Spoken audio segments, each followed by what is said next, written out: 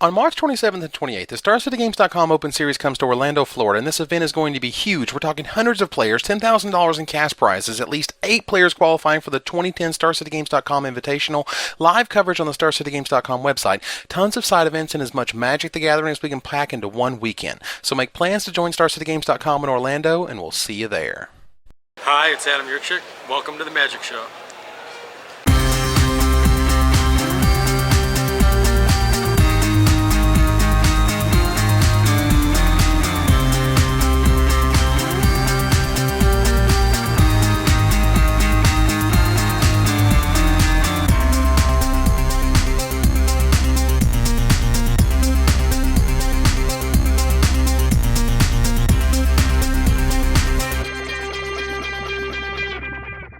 Hello everybody and welcome to another edition of the Magic Show.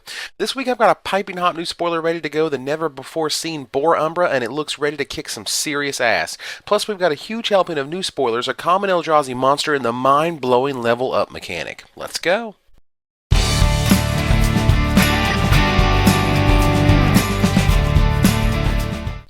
So this week I've got you a hell of a spoiler. Its name is Boar Umbra. It's an enchantment. It's a green enchantment, and what you would call a member of a cycle.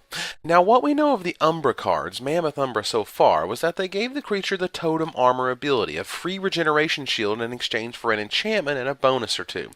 Well, Boar Umbra here is about the business, bringing it stomping all over the competition and bringing the beats for as cheap as possible. Now, as you can see, the Umbras are made to turn the enchanted creature into a form of the animal represented. Well, Boars came to stomp, and here's your stomping. Check it out. Now, this is a whooping, folks. Remember, last week when I brought up Elephant Guide, Griffin Guide, and Moldervine Cloak, those were tournament-winning cards. I remember the scariness of a Savannah Lions wearing a Griffin Guide when my Martyr of Sands deck stumbled a few years ago in regionals, and Moldervine Cloak was played at the top tables of the Pro Tour. Beatdown cards are not to be underestimated in this day and age. We live in the kingdom of Jund right now, where black, green, and red rule the metagame with an iron fist.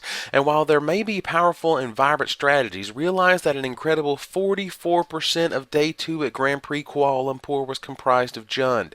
The combination of such powerful monsters all in one deck that can cascade from nowhere into a removal spell, a powerful creature, and another removal spell right off the top of their deck is a force to be reckoned with. And what does this card do? Well, it looks lovely on the back of a Putrid Leech. It is exquisite, showcasing itself on a Sprouting Thrinax, and what Knight of the Reliquary wouldn't be complete without a little insurance policy in the form of Totem Armor.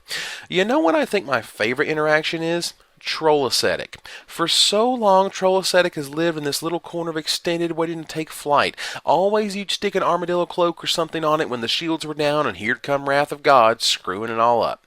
Well, guess what? Wrath of God doesn't even trump Totem Armor. Read Totem Armor again closely. I'm completely thrilled that one of my favorite creatures, a card that Richard Feldman wrote an entire rant about how terrible it was compared to Tarmogoyf and didn't understand why competitive Magic players like it at all, finally gets an aura that seems just built for it. Also, Ural the Miststalker, rawr. Seriously though, I love me some beatdown, and Boar Umbra is some scary beats. Everyone loves to build a monster using auras, and Totem Armor is the insurance you need to ensure your awesome creature doesn't get wiped out by something like Day of Judgment or Martial Coup. Of course, Zur the Enchanter EDH players will go nuts for this, and Totem Armor in general, thanks to the wackiness of Zur and the powerful protection it provides.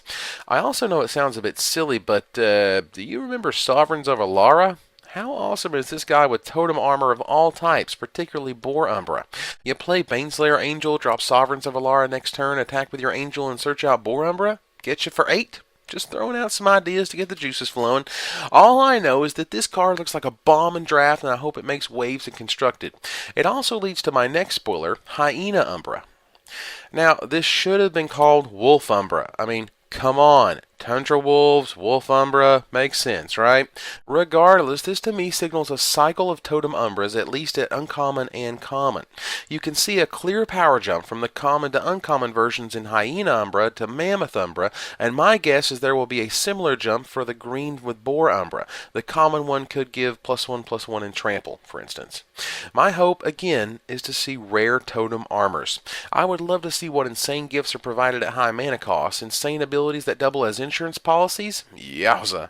Moving on, we are told Overgrown Battlement is a lot better than it looks. In this mere common, we see Vine Trellis 2.0, a fine card in its own right that saw plenty of play, and one card that could make a lot more mana with a few defenders on our side. We're also told via the preview article on MagicTheGathering.com explaining mechanics that we'll see cards that reward you for having more defenders on your side. That sounds fine and good, but in the meantime, I'll just power out the latest spoiled Eldrazi, Ulamog's Crusher. Yeah, that is an 8/8 colorless monstrosity that will be making you lose permanents each turn until you deal with it. I love the reveal of a common Eldrazi, meaning we'll see scary, huge creatures all the way up the rarity chain. But we'll need help to power them out, which is where the Eldrazi spawn come in. And here's a creature that makes them, Imrakul's Hatcher. Yeah, a 3/3 for 5 mana isn't much, and you will usually fly in blue and sometimes both fly and get first strike in white, but red gets acceleration, and going from 5 mana on one turn to 8 mana the next turn means you could be following up Imrakul's Hatcher with Ulamog's Crusher. Wow, that's a weird set of names. Anyway, something's got to kill that Crusher, and Virulent Swipe is here to help. Compare this Mondo combat trick with the green version in Praise Vengeance. Both uncommon, both giving +2 bonus, each powerful and deadly in their own way. I love me some Rebound and can't wait to see more of the mechanic. But I saved the best for last, of course. The other huge mechanic happening in Rise of the Eldrazi, it's called Level Up. Its creatures, they're being called levelers. Ready to see some? Check out Knight of Cliffhaven. This is your standard common. It's your mere 2/2 for 2 mana that has a very interesting layout never before seen on a Magic card. Level Up is basically the Figure of Destiny mechanic, and who doesn't love Figure of Destiny? These creatures give you something to do with your mana, provide you an incredibly cool layout, and allows you to fill up your mana curve a hell of a lot easier. Now, the naysayers will tell you that you're putting too much mana into them for what you're getting out of them. I mean, here we have Knight of Cliffhaven. To turn this guy into Sarah Angel takes a total of 14 mana. 14 mana. That's a lot for a Sarah Angel, and you'd never in a million years pay 10 mana for a Sarah Angel, let alone 14. But that's not the point. The point is, if you don't have a 3-drop, then you drop your mana into Knight of Cliffhaven and get yourself a Core Skyfisher for 5 mana. Then later in the game, when you got nothing else to do, you level up this guy here and there, and bam, out pops a Sarah Angel. It's not the total investment that you look at, but the gains provided by being able to start beating early on turn 2 with a 2/2, then bouncing your way to a 2/3 flyer while you work your way up to 4/4 status. Here's another, a monster mythic called Lighthouse Chronologiste.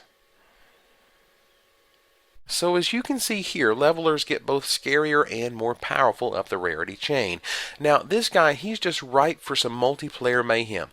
You want a target on your head? Go ahead and start pumping mana into your Chronologist during your turn. He's not quite Luminarch Ascension bad in terms of painting a target on you, but he'll garner attention.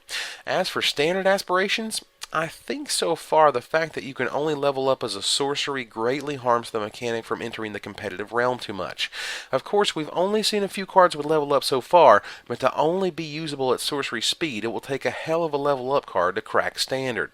It also bugs me a little bit that Figure of Destiny really had 3 levels to power up into after starting as a 1/1, while the level up creatures we have now only get 2 levels. They start out with 1 level and then they have 2 more levels beyond that.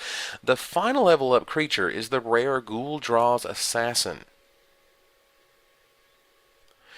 Now, before you write this guy off as pure limited fodder, note that he's the Buy a Box promo for Rise of the Eldrazi, and Wizards is not exactly known for making Buy a Box promos crappy and standard, you know what I'm saying? For Zendikar, you got Day of Judgment, and for Worldwake, you got Celestial Colonnade, both excellent cards in their own right.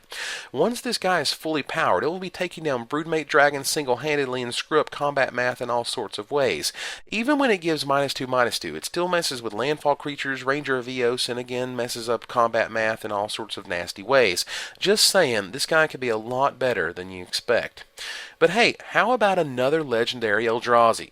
Let's get wild with the mana cost, though. We've got Kozilek, Butcher of Truth at 10 mana. We got Pathraiser of Ulamog at 11 mana. But this bad boy, this monster tops them all. Get a load of Imrakul, the Aeon's Torn. Oh my God! It's like the most beautiful Timmy card I've ever seen.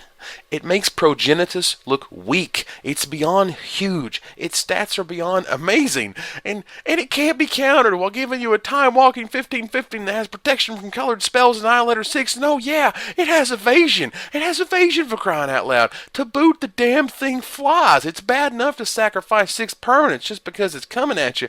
But now you've got a flying 15/15 to deal with. Do I love this guy? I freaking adore this guy. My Timmy circuits are blowing up and the Spike in me wants to break him with Sneak Attack or Goryo's Vengeance so badly Annihilator has yet to be seen or proven, but sacrificing permanents early and often in Legacy seems pretty good.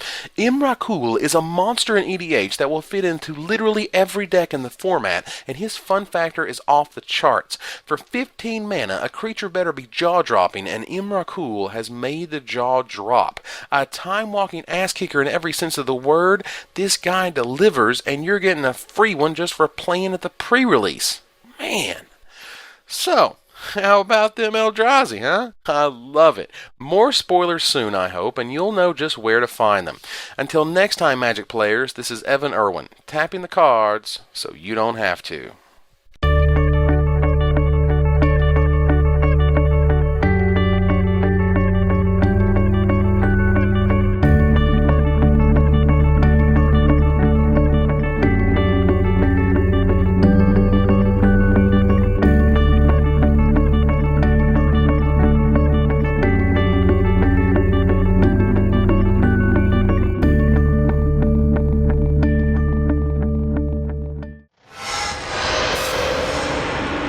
I always like the fatties.